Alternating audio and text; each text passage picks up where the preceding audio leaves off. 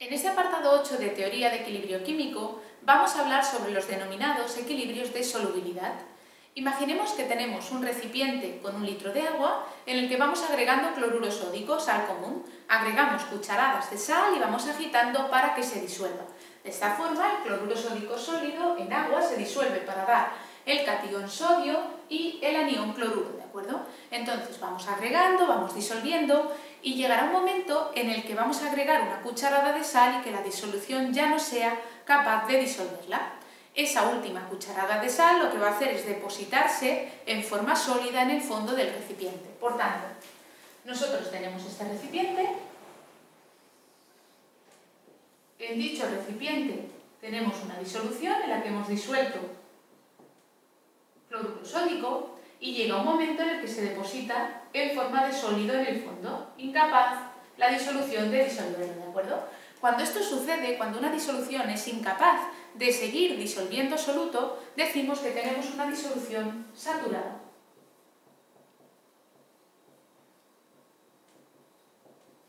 Por tanto, podemos definir la disolución saturada como aquella que es incapaz de disolver una mayor cantidad de soluto. Y al sólido que se deposita en el fondo le denominamos precipitado. El proceso de deposición de este precipitado se denomina proceso o fenómeno de precipitación. Pues bien, una vez que tenemos lo que es una disolución saturada, podemos definir el concepto de solubilidad. La solubilidad es la máxima cantidad de soluto que una determinada cantidad de disolvente, generalmente agua, puede disolver. Vamos a hablar del concepto de solubilidad, que representamos con la letra S minúscula, ¿de acuerdo? Es la máxima cantidad de soluto que puede disolver una cierta cantidad de disolvente y que generalmente viene expresada o bien en gramos litro o bien en molaridad, en moles litro. Por ejemplo, vamos a poner dos ejemplos de solubilidad de dos sales, el cloruro sódico que hemos hablado inicialmente, a 25 grados centígrados, tiene una solubilidad de 359 gramos litro, o lo que es lo mismo, de forma molar, 6,14 molar. Mientras que otra sal, el cloruro de plata, AgCl, también a 25 grados centígrados, tiene una solubilidad muy pequeña, de 0,0052 gramos litro, que expresado en forma molar es 3,63 por 10 a la menos 5 molar. Como vemos, tenemos una diferencia muy grande entre las solubilidades. Mientras que el cloruro sódico es muy soluble, el cloruro de plata es una sal muy poco soluble. Se solubiliza solo con una concentración 3,63 por 10 a la menos 5 molar. Por tanto, como la diferencia de solubilidad entre sales es tan grande, podemos clasificar las sales según dicha solubilidad. Es decir, a las sales que tienen una solubilidad mayor de 0,02 moles litro, las llamamos sales solubles. Aquellas sales que tienen una solubilidad aproximadamente igual a 0,02 las llamamos sales ligeramente solubles,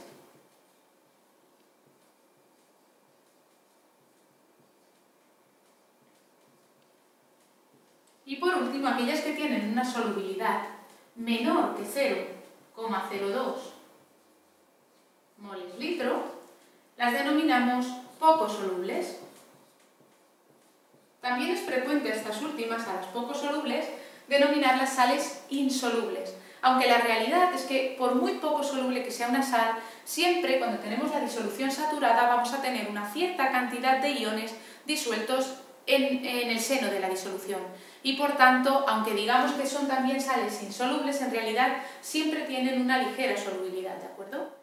Para estas sales poco solubles, con solubilidad inferior a 0,02 molar, podemos plantear un equilibrio de solubilidad cuando tenemos la disolución saturada, que es el siguiente. Consideremos que tenemos una sal genérica, AN, BN, un sólido, que parcialmente se puede disolver en agua para dar el catión An+, con coeficiente estequiométrico N, más el catión B, N-, con coeficiente estequiométrico M, que es el subíndice que tenemos en el sólido, ¿de acuerdo? Podemos plantear, por tanto, este equilibrio y, como vemos, un equilibrio de solubilidad es un equilibrio heterogéneo. Ya definimos que un equilibrio heterogéneo es aquel en el que tenemos diferentes fases. Aquí tenemos una fase disuelta y aquí tenemos una fase sólida, y por tanto es un equilibrio heterogéneo. Y en dichos equilibrios, cuando planteamos la constante de equilibrio K, no tenemos en cuenta los sólidos, únicamente los gases, que en este caso no hay, o las sustancias disueltas. Por eso, la constante de equilibrio de este equilibrio se expresaría de la siguiente forma. K igual a concentración de An+ elevado a su coeficiente estequiométrico N por concentración de B N- elevado a su coeficiente estequiométrico M. A esta constante de equilibrio la denominamos producto de solubilidad y se suele representar como K sub S, ¿de acuerdo? Es muy importante en los equilibrios de solubilidad, obviamente. Esto, por tanto, lo denominamos producto de solubilidad. Como en realidad es una constante de equilibrio, depende de la temperatura y también va a depender de cuál sea la sal que tengamos. Si comparamos el producto de iones en un sistema determinado con el producto de solubilidad de dicha sal, vamos a poder ver en qué estado se encuentra el sistema y también cómo es previsible que evolucione. Esto es similar a lo que hemos hecho con Q sub C en apartados de teoría de equilibrio previos, ¿de acuerdo? Así, si nosotros tenemos un sistema, una disolución, ¿de acuerdo?, en la que hay una cierta cantidad, una cierta concentración de An+ y una cierta concentración de Bn- en dicha disolución. Bien, si tenemos este estado, es decir, si la concentración de An+ elevado a N por la concentración de Bn- elevado a M es menor que el producto de solubilidad de la sal, entonces, ¿qué va a ocurrir? Como este producto es inferior al que debería ser, significa que la sal estará totalmente disuelta, ¿no? La disolución podría llegar a disolver más sal que la que tiene en ese momento y decimos que tenemos una disolución insaturada. Disolución insaturada implica que aún no ha alcanzado la saturación. Podríamos seguir agregando sal para seguir disolviendo una cierta cantidad de sal y el sistema no se encuentra en equilibrio cuando estamos en este caso. En cambio, si lo que tenemos es esto, que la concentración del catión elevado a su coeficiente estequiométrico por la concentración del anión elevado a su coeficiente estequiométrico es igual al producto de solubilidad, entonces sí que estamos en equilibrio y lo que tenemos es exactamente una disolución saturada. No tiene ni más cantidad, no va a precipitar sólido en el fondo del recipiente, ni tampoco se puede seguir disolviendo más cantidad, porque tenemos exactamente la cantidad permitida, digamos, y por tanto una disolución saturada.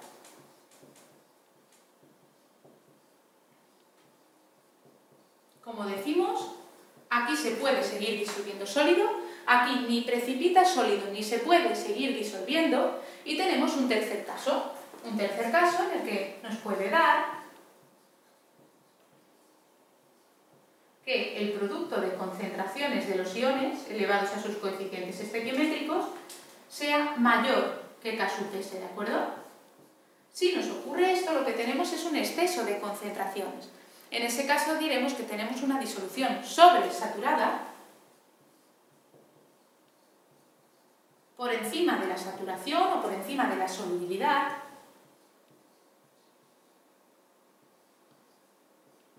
y como estamos excediendo la solubilidad de la sal, lo que va a hacer es que se va a producir un precipitado.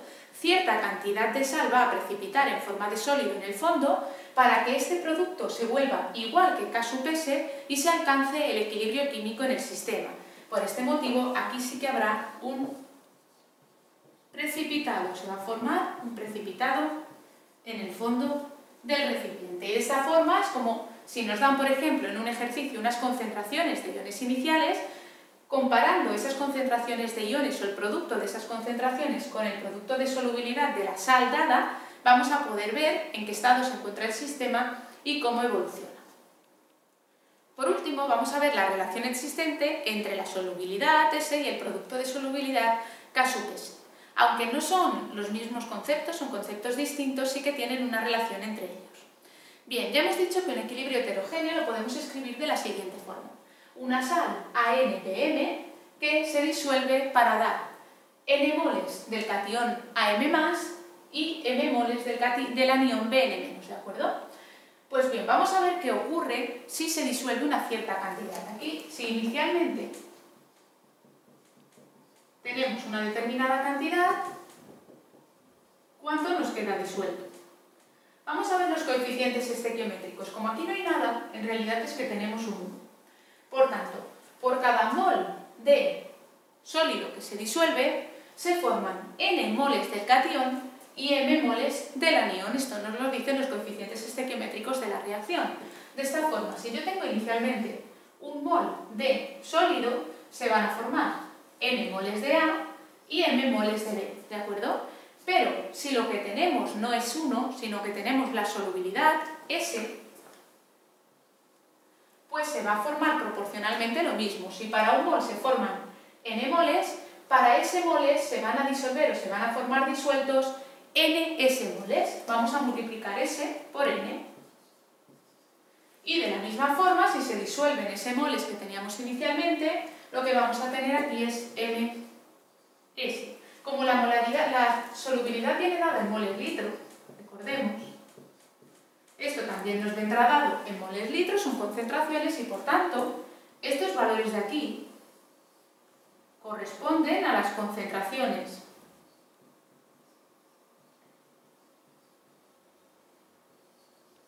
de iones en el equilibrio, es decir, en la disolución saturada. ¿De acuerdo? Por tanto, si son las concentraciones de iones en el equilibrio, ¿qué quiere decir? Pues que la concentración de AM+ es igual a NS y que la concentración de Bn- es igual a MS. Como ya tenemos las concentraciones de cada uno de los iones en función de la solubilidad, y también sabemos que el producto de solubilidad, K sub S, viene dado en función de dichas concentraciones, ahí es donde vamos a poder hallar la relación entre ambas magnitudes. Así tenemos que K sub S, recordemos, era concentración de AM+ elevado a su coeficiente estequiométrico n por concentración de Bn- elevado a su coeficiente estequiométrico n. Donde tenemos a M+, podemos poner NS, donde tenemos concentración de Bn- podemos poner MS. Y nos queda, por tanto, que K sub S es igual a NS elevado a N por MS elevado a N. Y de esta forma genérica podemos expresar el producto de solubilidad en función de la solubilidad de la sal que tengamos en cuenta y en función también de los coeficientes estequiométricos. N es el coeficiente estequiométrico del catión AM+, y M es el coeficiente estequiométrico del anión. Y así dependerá de qué coeficientes estequiométricos tengamos que haya una relación u otra. Por ejemplo, vamos a poner ejemplos concretos, ¿de acuerdo? Consideremos que tenemos una sal de estequiometría AB, como puede ser el cloruro de plata, AgCl. Planteamos su equilibrio de solubilidad. El sólido AgCl da el catión plata más el anión cloruro. Como vemos, los coeficientes estequiométricos en este caso son 1 y por tanto el producto de solubilidad será igual a ¿qué? Pues coeficiente estequiométrico de la plata, 1 por la solubilidad, S, elevado a 1. Nos queda igual, S. Y lo mismo para el cloruro. Coeficiente estequiométrico del cloruro, 1 elevado a 1 por S.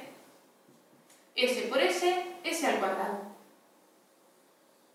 Cuando tenemos una sal de estequiometría AB, el producto de solubilidad es igual a la solubilidad al cuadrado. Pero si tenemos otra estequiometría, por ejemplo AB2, como el yoduro de plomo, PbI2, tendríamos este sólido, poco soluble, se disuelve parcialmente para dar una disolución saturada,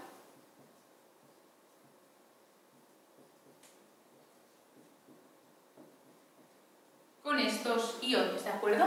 Pues bien, vamos a aplicar otra vez la fórmula. El producto de solubilidad, ¿a qué será igual? Pues coeficiente estequiométrico del plomo, 1 elevado a 1. Solo nos queda S. Por coeficiente estequiométrico del yoduro, 2. Aquí pondremos un 2 y aquí otro 2. Por tanto, nos queda 2S elevado a 2. Coeficiente estequiométrico del yoduro y otra vez coeficiente estequiométrico del yoduro repetido como exponente. Por tanto, nos queda aquí al cuadrado 4S al cuadrado por S, 4S al cubo. Esto es si tenemos una sal de estequiometría AB2. Y si tenemos, por ejemplo, una sal de estequiometría AB3, vamos a ver que cambia muchísimo. Un ejemplo de esta sal es el hidróxido de aluminio. Por ejemplo, el hidróxido de aluminio